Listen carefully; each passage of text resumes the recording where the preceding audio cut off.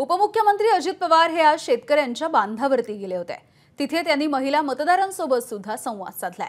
शेतीचे प्रश्न विचारता दादांनी लाडकी बहीण योजनेचा विषय काढला आणि तुम्ही योजनेसाठी अर्ज केला आहे का असंही या महिलांना विचारलंय। बघूयात दादांचे बांधावरचे काही खास क्षण। बरं, आता आम्ही तुमच्याकरता ती योजना आणलेली आहे, त्या योजनेचा चांगला फायदा घ्या।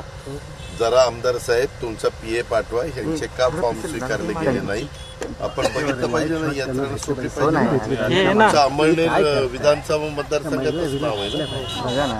आता ही माझी लाडकी बहीण योजना कोणी आणली? असं नाही, तुम्हाला नाव माहिती का कोणी?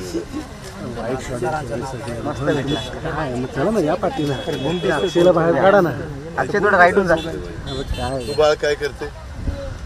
ऐक ना, तुला आता पुढचं शिक्षण घ्यायचं असेल तर तुला पाहिजे ते शिक्षण तू मोफत घेऊ शकते।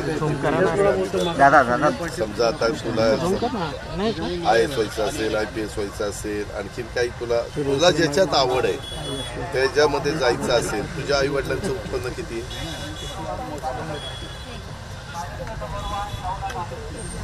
काय करतात? शेती काम। घरी शेती किती आहे?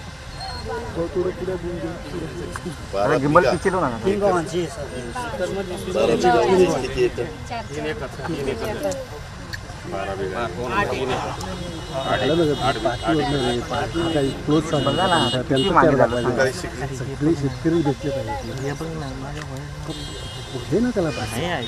तू फॉर्म भरला? किती वेळ? तुला ती लाडकी तेव्हा नसेल, आता जन्माला दिला